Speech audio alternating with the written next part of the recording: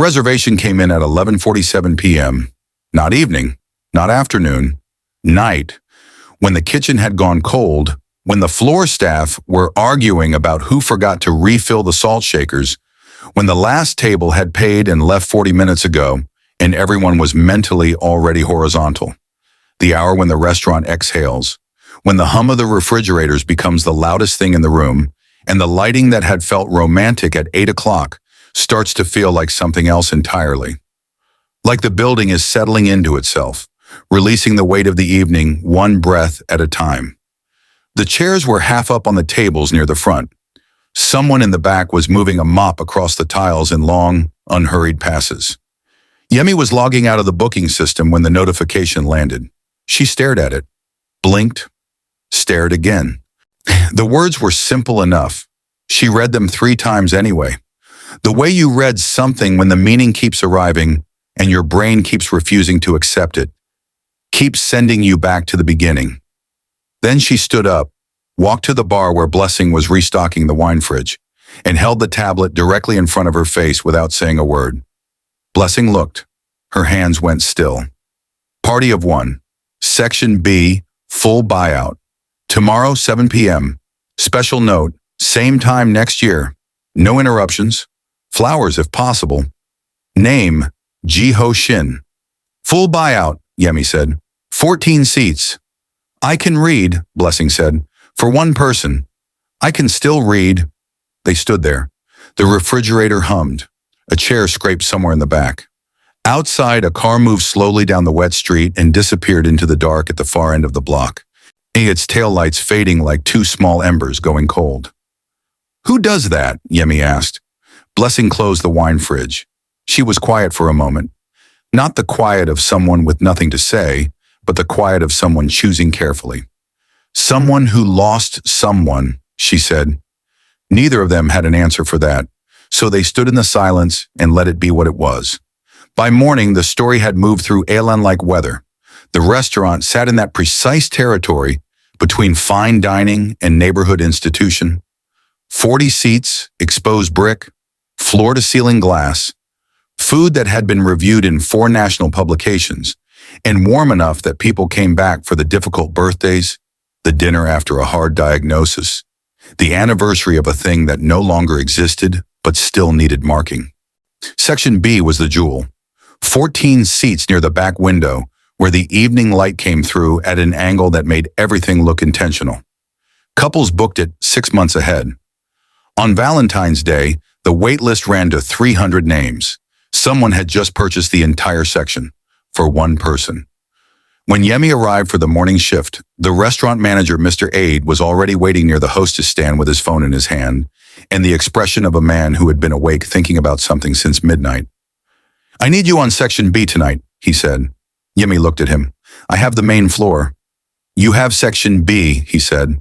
Sole assignment, full service, 1 guest. Kwesi can... He asked for someone good, Mr. Aide said. Not by name. He said... He checked his phone. I would like whoever reads the room well. Oh, the rest I leave to you. He looked up. I'm leaving it to you. Yemi took the assignment. What she didn't say, what she kept entirely to herself, was that she had decided before he finished speaking, because same time next year had been sitting inside her rib cage since 11:47 the night before, pressing gently against her sternum, and she needed to understand what it meant. She needed to be in the room when the person who had written it walked through the door. She arrived 40 minutes early.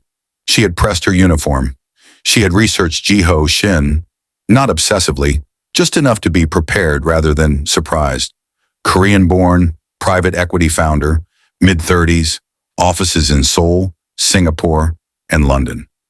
LinkedIn, no photograph. Company website, 3 pages. Sparse in the way that well-resourced things sometimes choose to be. 2 business news mentions and 1 conference photograph from 2019. Tall, dark suit, expression that gave nothing away. She arranged white chrysanthemums in a low vase at the center table. She dimmed Section B to the exact warmth that made the window look like a painting. She memorized every dish on the evening menu, not just the names but the intentions, the arc of the whole tasting menu as a story about bringing someone somewhere. At 6:58, a black car stopped outside. He walked in alone. No assistant, no security she could identify. One or a man in a charcoal suit, expensive in the way that quiet things are expensive, moving through the front of the restaurant with the certainty of someone who had decided in advance that the details of unfamiliar rooms were not his problem. He didn't pause at the hostess stand. He didn't look around at the other tables. He looked at Yemi, not past her, at her, with an attention she felt in her chest before her mind had categorized it. "Good evening," she said. "Mr. Shin, welcome back to Elan." Something crossed his face, brief, unreadable. "You know my name." "You have a reservation," she said simply. He studied her for just a beat, then nodded once. "Lead the way." She walked him to section B. He followed. When she pulled out the chair at the center table, the one nearest to the chrysanthemums, he sat and then he saw the flowers. When he went still, not visibly, not dramatically, but she was close enough to see the pause in his breathing, the way his hand rested on the table and didn't move for 2 full seconds. Then he reached out and turned the vase toward him. Not away, toward him. So the blooms faced his chair directly, like he was turning a face toward himself. "The reservation mentioned flowers," Yemi said. "I wanted to have them ready." He looked up at her, dark eyes steady. Underneath the composure was something that had been carrying weight for a very long time. "Thank you," he said. Just that. But the way it came out, she felt the full depth of it. Not gratitude for flowers, something much older than that. "Still or sparkling?" she asked. "Still? And a Bordeaux, whatever you'd recommend." She nodded and left him to the room, all 14 empty seats of it. And the chair across from him that no one was sitting in. She noticed it when she came back with the wine. She had set the table for one. She had done that herself. But when she returned, Jiho was not looking at his place setting. He was looking at the chair across from him, not blankly, not absently. The way you look at something you are determined not to lose. She poured, he tasted, set the glass down. "Good," he said, simply, like a note being recorded. "The kitchen is proud of tonight's menu," she said. "Would you like to hear the—" "Whatever was made with the most care today," he said. She paused. He looked up. "Is that unusual?" "It's rare," she said honestly. "Most guests want to know everything that's in it. Tell the kitchen someone is grateful before they even taste it." He held her gaze. "If you can." She wrote it down. Not because she needed to. She had already decided on the tasting menu. She wrote it down because something about his words felt like it deserved the weight of being recorded. The amuse-bouche, the first course, the second. He ate with quiet deliberateness, completely, slowly. He wasn't performing appreciation. He was actually present with each dish in the way that people almost never are, the way eating as a survival habit has trained most of us out of. He didn't use his phone. He didn't read. He sat in a room built for 14 and ate alone, and he was so contained about it that watching him felt almost intrusive. Yemi kept her distance when distance was right, approached when it was needed. She had good instincts for this. People tipped her well, not because she was fast or technically perfect, but because they always felt somehow, and more that they had been genuinely seen. She was clearing the second course when she heard him. He wasn't speaking to her. He wasn't speaking loudly. But the room was quiet and she was 3 steps away, and she heard him say, so softly it was barely more than breath, "You would have ordered this twice." She kept walking. She did not turn around. She did not let him know she'd heard. But that sentence followed her all the way to the service station and sat in her chest like something she'd been entrusted with and couldn't return. "You would have ordered this twice." Past tense. A memory being addressed directly. A conversation with someone who wasn't there. She stood at the service station for a moment longer than necessary and breathed. She brought dessert. Dark chocolate fondant, mango coulis, a dusting of gold. She set it down and was turning to leave when he said, "What's your name?" "Yemi." He said it once to himself, quietly, like placing it somewhere safe. "How long have you been here?" 3 years. He nodded, looked at the dessert, then back at her. "You have good instincts," he said. "You knew when I needed the room and when I didn't. That's not something most people know how to do." "Thank you," she said. I'm not flattering you, he said. I'm telling you what I observed. A pause. She used to say the same thing, that a good host is someone who makes you feel less alone without making you feel managed. The past tense. Yemi held very still. The chrysanthemums, he said. Her favorite. She had good taste, Yemi said softly. He looked at her. The composure dropped. Not fully, not theatrically. Just enough to reveal the shape of what was underneath. Yeah, he said. She did. He was gone by 9:15. The bill had been settled before he arrived. Yemi cleared Section B alone, folded the napkins, stacked the plates, moved the chrysanthemums to the prep shelf because she couldn't make herself throw them in the bin. She stood with the vase in her hands for a moment before she set it down. She wiped down the tables and thought about the empty chair the entire time. She thought about you would have ordered this twice. She thought about the way he'd turned the vase. She went home and lay on her bed staring at the ceiling. She told herself she wasn't thinking about Ji-ho Shin. She said this several times. It didn't work once. 3 weeks later, the booking came again. Same section, same time, same note. Except this time, there was a second line. Requested server, Yemi. She stared at it. And then she put the tablet face down on the hostess desk and stood with her hands flat on the surface and breathed slowly and told herself this was a professional preference and nothing more. It wasn't very convincing. Mr. Aide found her before service. He called in directly, he said. Asked for you by name. I saw, she said. He studied her the way managers study things they've decided aren't their business. Then he nodded. Section B is yours. She was already at the flower market by the time he said it. Ji-ho arrived at 6:58 again. Same black car, different suit, navy, different cut. He walked in, and when he saw Yemi, something shifted in his posture. A tension releasing, like a weight he'd been carrying since he left had found a surface it trusted. Yemi, he said. Mr. Shin. She turned towards Section B. Nah, your table. This week she had arranged the chrysanthemums differently. Looser, like wildflowers, spilling slightly over the edges of the vase. Less formal, more alive. He noticed the moment he sat. He turned the vase toward him the way he always did. Then he looked at the arrangement itself. Really looked. You changed it, he said. Same flowers, she said. Different intention. He looked up. What intention? White chrysanthemums are formal in a lot of traditions, she said. But formal isn't the only way to honor someone. She met his eyes. I thought maybe she didn't always need it to be formal. He went completely still.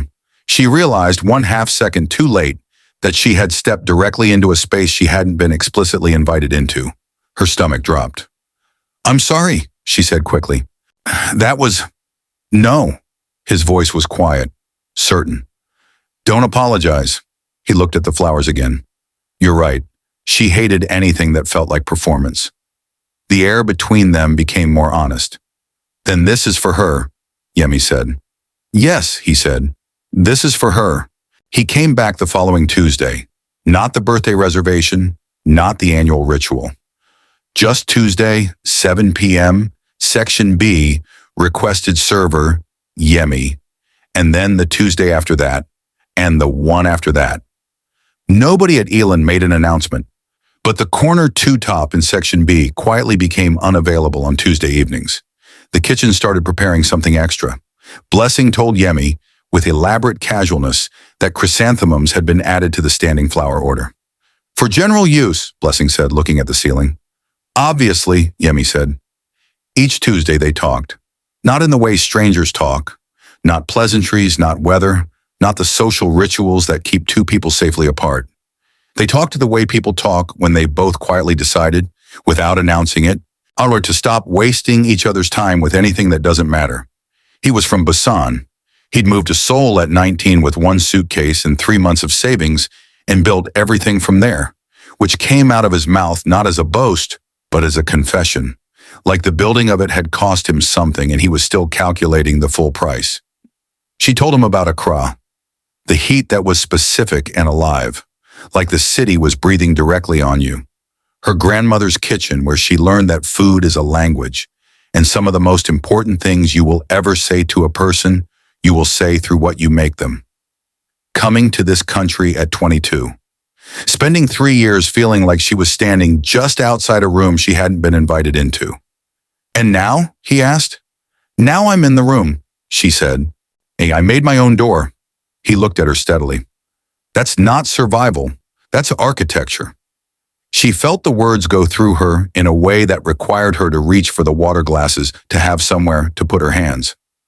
The 5th Tuesday, he told her about Suyan. Not the way you tell a story to get through it, the way you tell something true because you have found someone who will hold it carefully. She was a chef, he said, a serious one, the kind who argued with waitstaff about technique and tasted every element before service, and once made a maitre d' cry because she told him his temperature control was disrespecting the fish. A pause. She found this place. She had it saved in her phone. She said it was the kind of restaurant that understood what food is actually for, not to impress, to connect. He looked at the empty chair. And we were supposed to come on her birthday. She died 3 weeks before. Yemi sat with that for a moment. Let it be what it was. So on her birthday, she said quietly, you came instead. I bought the section because I didn't want anyone at the surrounding tables his jaw tightened briefly, while I ate her birthday dinner. Same time next year. You'll keep coming, Yemi said. Until I can't anymore, he said. She looked at him. You mean until you can finally not? He blinked. Something shifted in his eyes. Like she had said the true version of a thing he had been telling himself a softened version of for 2 years. Yes, he said after a moment. That's what I mean. The 6th Tuesday was when things changed. Yemi was at the hostess stand when the door opened. She was mid-sentence with a busser. She heard the door and turned, and Ji-ho saw her before she fully turned toward him, and she saw it happen before he could stop it. He smiled. Not the restrained version, not the shadow of one. A real smile, wide and unguarded, and completely involuntary, arriving on his face 3 full seconds before he realized it was there. Then it was gone, composed again, professional, but she had seen it, and it had landed in her chest and taken up permanent residence. She walked him to Section B. She had put garden roses this week, burgundy at the edges, cream at the center. He sat and looked at them, and then looked at her, and the look connected the flowers to her in a way that was not subtle and not accidental. Bold this week, he said. I felt bold, she said. He held her gaze. It suits you. They stayed in that for a second longer than professional service required. Then she took his order and walked back to the service station and stood there for a moment with her back to the floor and her eyes closed, and she said internally, very firmly, do not do this. It didn't work at all. The 7th Tuesday, he didn't come. 7 p.m., 7:30, 8 p.m. The booking was confirmed. The reservation was live in the system. The roses were on the table and the candle was lit, and Yemi stood at the Section B entrance and watched the street outside and said nothing to anyone. 8:15, 8:30.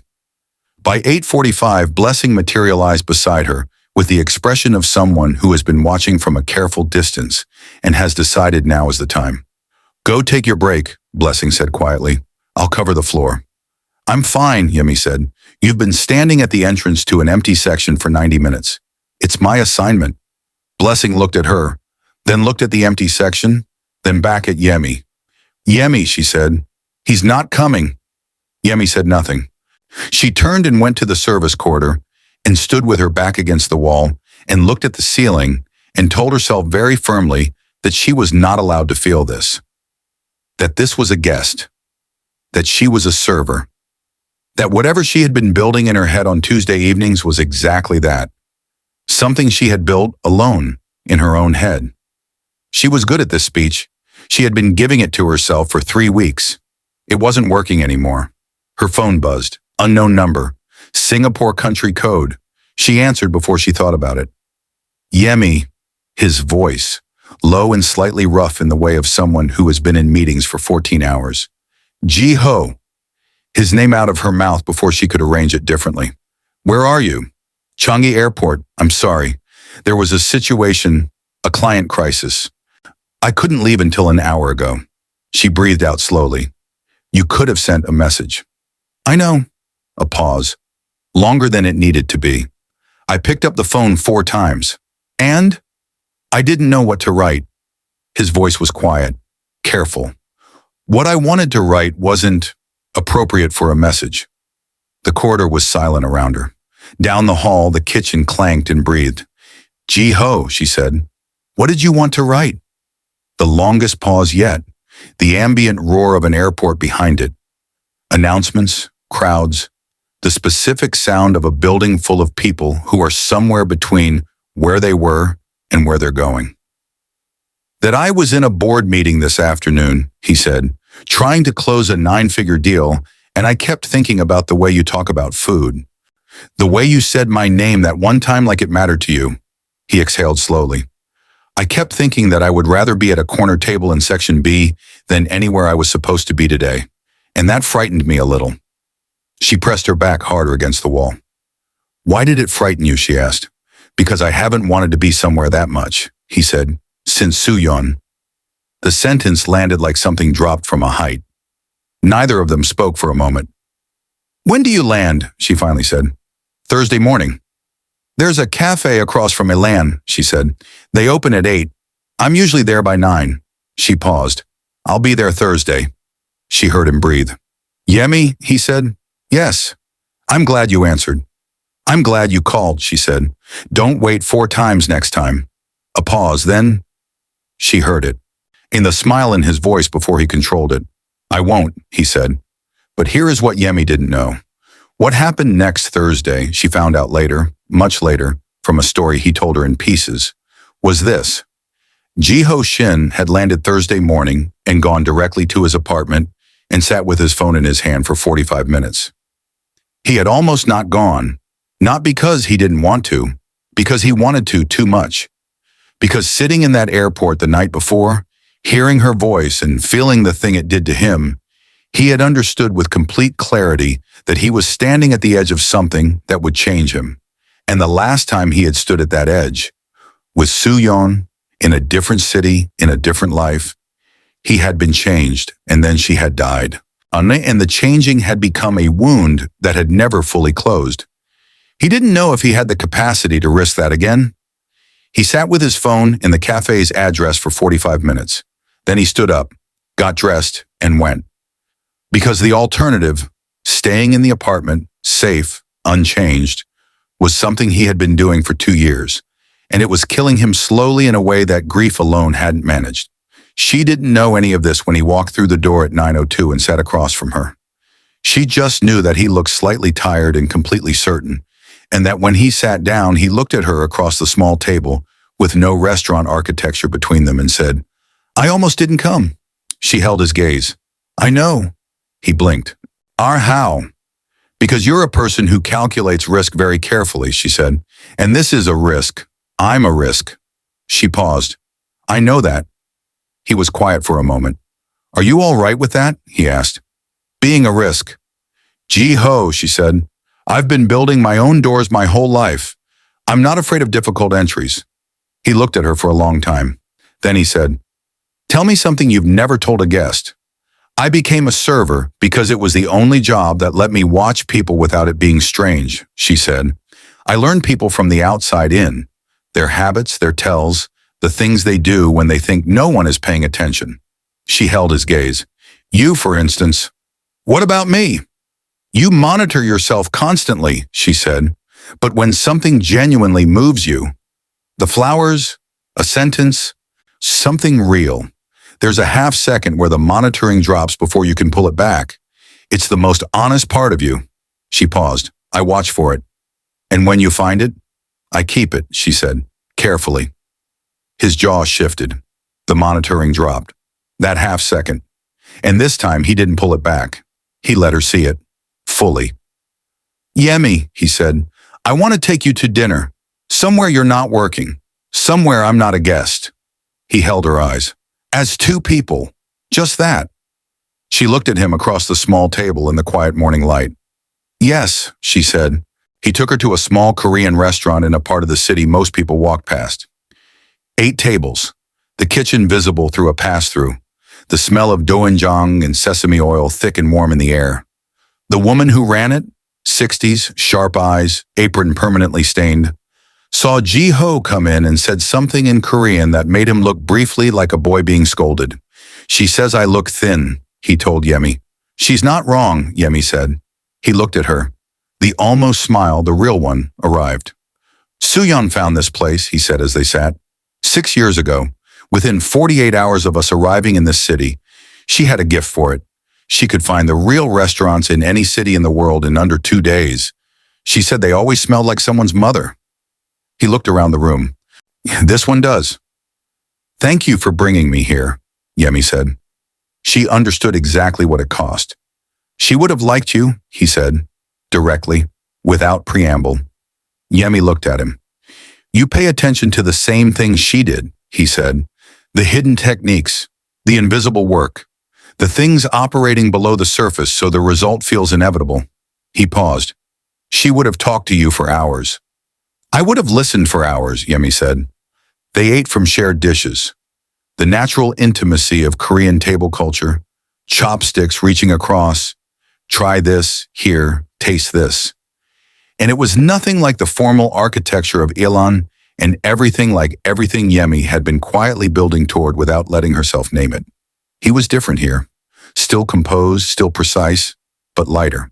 Like a coat he'd been wearing for warmth had become unnecessary in the right temperature. He laughed twice with his whole face. He argued cheerfully with the owner about the kimchi. He refilled Yemi's glass without making it a gesture. Under the table, their knees were almost touching.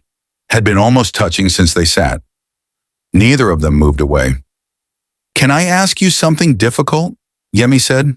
Yes, he said, without hesitating. When you come on her birthday, when you're alone in Section B, what are you trying to hold on to? He was quiet for a long moment. The restaurant moved around them. The feeling that grief is presence, not just absence, he said slowly. That she's still here, in the restaurants she found, the flowers she loved, the rituals she would have kept. He looked at the table. I'm afraid that if I stop, if I change the ritual, I'll lose the last pieces of her. Yemi placed her hand on the table, close to his, not touching, just present and available. You won't lose the pieces, she said. You're not made of grief. You're made of the whole person you were with her and after her and now. The pieces are in all of it. They don't require the ritual to survive. He looked at her hand, then her face. How do you know that? He asked. Because you still turn the vase toward you, she said. Every single time, without thinking. You haven't lost anything. His hand moved across the table and covered hers. The restaurant kept moving. The owner's voice carried from the kitchen. Someone laughed at a nearby table. And Jiho's hand was warm and steady over Yemi's, and she turned her palm upward, and his fingers closed around hers, and they stayed like that for a long time, without either of them needing to say what it meant. They walked afterward, a clear, cold night, streets unhurried, their pace matching without being arranged, close enough that their arms occasionally touched, and neither of them corrected it. He told her about the first time Soo-yeon made him cry with food, their 3rd anniversary. She had served him his mother's birthday soup, reconstructed from a photograph he'd shown her years before, almost forgotten he'd shown her. She said nothing when she served it, just watched his face. That's love, Yemi said. Yes, he said. That's exactly what it is. They stopped at a small square, a fountain not running, too cold, a bench, trees losing their last leaves. He turned to face her. She turned to face him. The city moved at a distance around them. I'm not ready to say everything I feel, he said. I want to be honest about that. There are things I'm still working through, and I won't pretend otherwise. I'm not asking you to, she said, but what I feel with you. He paused, chose his words carefully, the way he did everything. It's mine. It's not grief redirected. It's not loneliness filling a shape. It's something that is present and real and specific to you. He held her gaze. I wanted you to know that before I did anything else. The night air moved between them. I've been trying not to feel it, she said. I've been very disciplined and creative about trying not to. She looked up at him. I'm done trying. He reached up and touched her face. In one hand along her jaw, slow, deliberate, like someone who has learned that the things done carefully are the things that last. She leaned into it. Just slightly. Enough. He looked at her for one more moment, making sure, making absolutely certain. And then he closed the space between them. The kiss was quiet, not desperate, not urgent. The end of something long. Two people who had been inching toward honesty finally arriving at the place the honesty had been pointing toward the whole time. His mouth was warm and careful, and then less careful. Her hands finding the lapels of his coat, his hand moving to the back of her head with the gentleness of someone handling something they intend to keep. She felt every Tuesday in it, every flower arrangement, every half second of unguarded truth she had been watching for and finding and holding carefully. When they stepped back, the square was still quiet around them. He kept his hand at her face. She kept hers at his chest. "Tuesday," he said. "Tuesday," she said. 2 weeks later, Blessing said something that cracked the whole thing open, not with cruelty, with the blunt honesty of a person who has watched someone she cares about walk towards something and felt the need to say, "Be careful." They were restocking after service, just the two of them, and Blessing said it quietly, not looking up from the napkins she was folding. "He's still in love with his wife, Yemi." Yemi went still. "I'm not saying that to hurt you," Blessing said.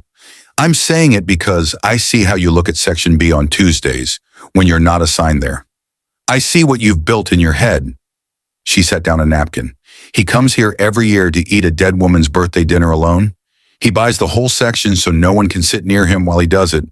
That's not a man who's moved on. Yeah, and that's a man who's still married." Yemi said nothing for a long moment. "I know he loved her," she said finally. "Loves," Blessing said. "Present tense." "Love doesn't go to past tense when someone dies," Yemi said. "That's not how it works." "Maybe not, but you could spend years being second to a ghost and never know it." Blessing finally looked at her. "I just don't want that for you." Yemi went home and sat on her kitchen floor because the chair felt like too much structure for what she was carrying. She sat there for a long time. Because Blessing wasn't wrong. Jiho was still in love with Suyeon. He would always be in love with Suyeon. That was not going to change. The chrysanthemums were always going to be turned toward the empty chair. The birthday dinner was always going to happen. The ritual was always going to exist. And the real question, was whether love with a future could coexist with love that had a past. Whether there was room in a person for both. Whether she was building something real or whether she was building something in the shadow of something else, and would spend years wondering which one was the structure and which was the shade. She didn't sleep, and then her phone buzzed at 2 a.m. with a message from a number she didn't recognize. She almost didn't open it. "I wanted you to know that I've been offered a permanent relocation. Singapore, full transfer. I haven't decided yet. I don't know why I'm telling you this at 2 in the morning, except that I've been sitting here for 3 hours and you're the person I keep wanting to call. Jay." She stared at the screen for a long time. Singapore, permanent.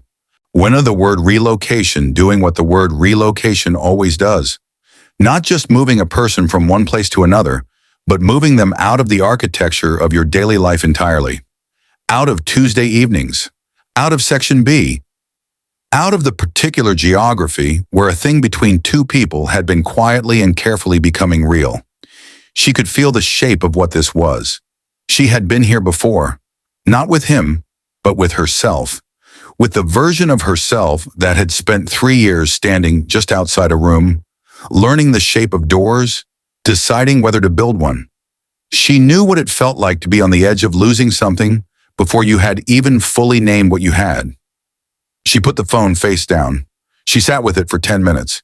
Then she picked it up. "Then I need you to know something before you decide. Come to Elan on Thursday. Not as a guest. Just come." She sent it before she could talk herself out of it. She lay back on the kitchen floor and looked at the ceiling and felt, for the first time in weeks, the full extent of what she was risking. Not the composed architectural version of herself who built her own doors. The version who was terrified of watching this particular door close before she'd even walked through it. She didn't sleep, but in the morning she got up and pressed her uniform and went to work, because that was the door she had built, and she was not going to stop walking through it now. He came Thursday. He sat at the two-top near the window. Not section B, not a reservation, just a man in a restaurant. And when Yemi came to his table, he looked at her with an expression that had nothing professional left in it. "But you sent that message at 2 in the morning," he said. "I did," she said. "You weren't composed." "No," she said. "I wasn't." He looked at her for a moment. Something shifted in his face, the particular shift she had learned to read, the one that meant he was seeing something true, something that had reached him below the level of his considerable defenses. "I haven't taken the relocation," he said. "I'm not asking you to stay," she said. "I'm asking you to decide for the right reasons." He was quiet. "What are the right reasons?" he asked. She held his gaze. "The ones that are actually yours," she said. "Not the ritual, not the distance, not the version of yourself you've been maintaining because it's the only one you trusted to survive." She paused. "The actual one." The restaurant moved around them. Someone laughed at a nearby table. When he reached across and covered her hand with his. "I told them I need more time," he said. She nodded. She turned her palm upward. "Then take it," she said. "I'll be here." The following Tuesday, she almost didn't go in. She called Mr. Aide at 7 in the morning and said she wasn't feeling well. He was quiet for a moment and then said he'd get someone to cover her section. She thanked him and hung up and sat on her bed. At 6 p.m., her phone buzzed. "Section B is quiet tonight. I hope you feel better soon." "Jay," she stared at it. Then she typed back, "I'm not sick." A long pause. Then, "I know. Can I call you?" She called him first. He answered on the first ring. "Yemi, I need to ask you something and I need you to be honest," she said. "I'm not asking to hurt you. I'm asking because I need to know where I'm standing." "Ask me," he said, or she breathed in. "Is there room for something real? Not to replace her. I would never ask that. I would never want that. But alongside, is there room in you for something that is genuinely present and alive and not a ritual?" A pause. "Or am I something that happens between Tuesdays?" The silence was long enough that she felt it physically. "Yemi," he said finally. "Yes." "I sat in my office today for 4 hours, he said. "I had 3 calls I should have taken. I didn't take them. I was thinking about what you said to me the night we walked. The pieces are in all of it. I've been thinking about it for 2 weeks." His voice was steady, but underneath it, something was working very hard. "You asked if there is room.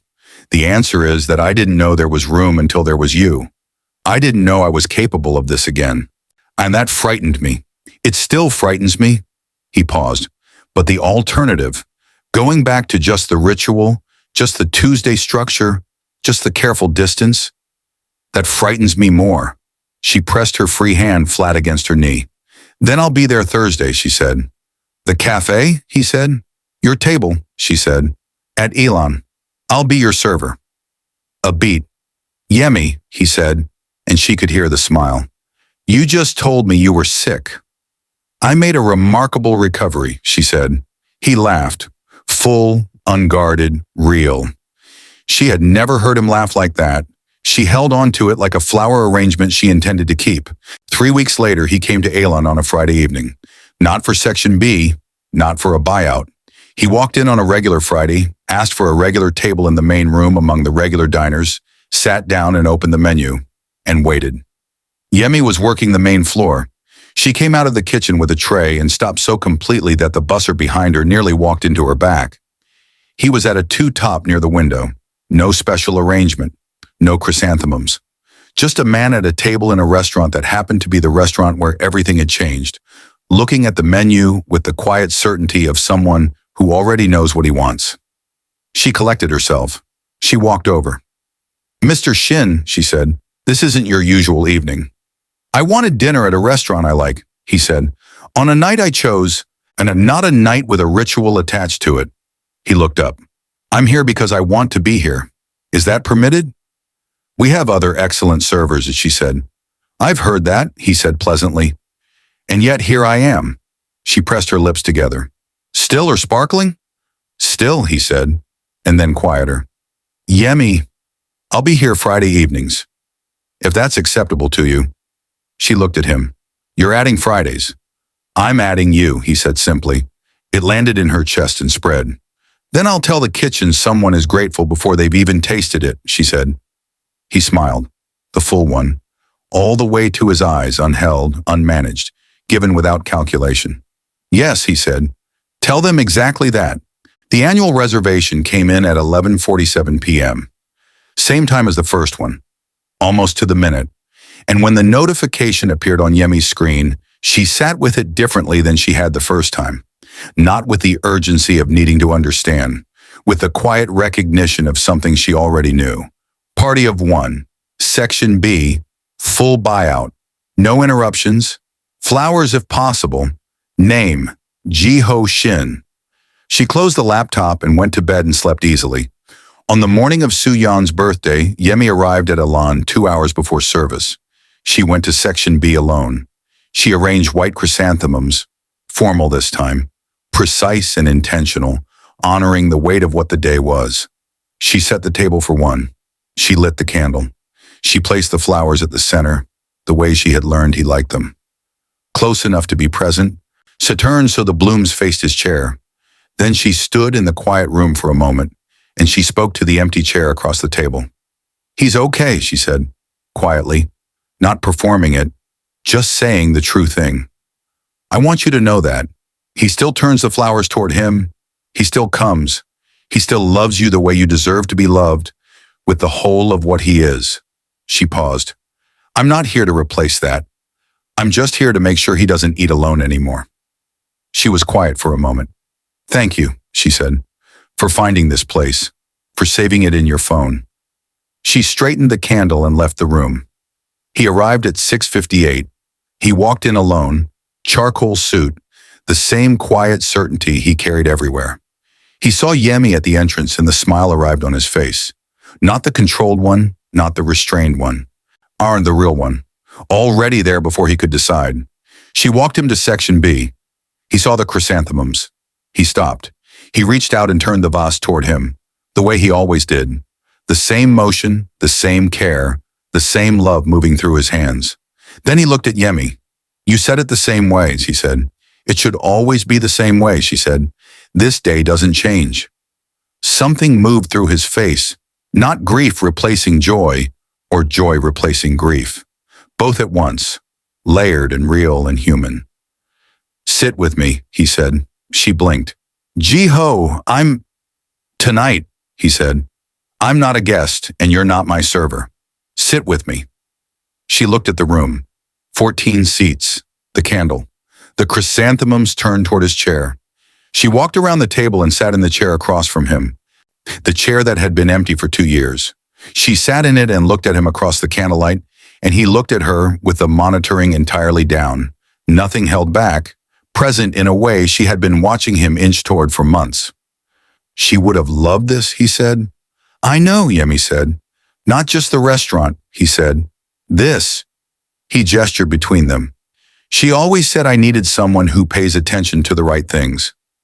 Yemi looked at the chrysanthemums between them, at the empty seats surrounding them in all directions, 14 chairs that had held nobody for 2 years. The table is full, she said softly. He reached across and took her hand. Yes, he said. It is. The candle burned between them. The flowers turned toward his chair like a face. And the room held the particular quiet of a space that has been grieving and has finally, carefully, begun something else. Not the end of love, the expansion of it. The thing about paying for the whole table is this. You do it because you cannot fill it, because the person who was supposed to sit across from you is gone, and you would rather have an empty room than watch strangers occupy the space that was hers. You buy the silence because silence is where she still lives. Ji-Ho Shin had been paying for the whole table for 2 years, and then Yemi arrived, not with the intention to fill the empty chair, not with the ambition to replace what had been there, but with the particular quality of someone who pays attention to the right things, who changes a flower arrangement because informal is also a kind of honor, who hears you would have ordered this twice and carries it carefully and says nothing because some sentences are not for her, who sends a message at 2 in the morning because she has finally fractured enough to stop performing composure, who sits on a kitchen floor asking herself whether love with a future can coexist with love that has a past, and arrives after a long and honest night at the answer, yes, if both are real, if neither is asked to disappear. He still comes on Suyan's birthday. He still buys out Section B. He still turns the chrysanthemums toward him. He always will. But on Fridays he sits at a two-top near the window in the main room and orders whatever was made with the most care and watches Yemi move through the space she has made her own, building her own doors, paying attention to the things most people walk past. And on Tuesdays sometimes they go to a small Korean restaurant where the owner calls him by a name you have to earn, and they eat from shared dishes and the conversation runs longer than the restaurant stays open, and nobody is a guest and nobody is serving. And on one specific night a year, when the chrysanthemums are formal and white and turned toward an empty chair in a room built for 14, there are two people sitting at the table now. One of them is grief, one of them is what comes after, and both of them are real. That is, he paid for the whole table, she was serving it. If this story found you at the right time, you know what to do. Share it, send it. Put it in the hands of someone who is sitting at a table they paid for alone. Subscribe to Afro Hand Tales. Hit the like button. It moves the story to people who need it. And the comment I want from you right now is this. What was the moment you stopped breathing? Was it the empty chair? The phone call from Singapore? The night he almost didn't come? The kitchen floor? Tell me. Because every comment is a reason to keep building this. Afro Hand Tales. Stories that stay with you.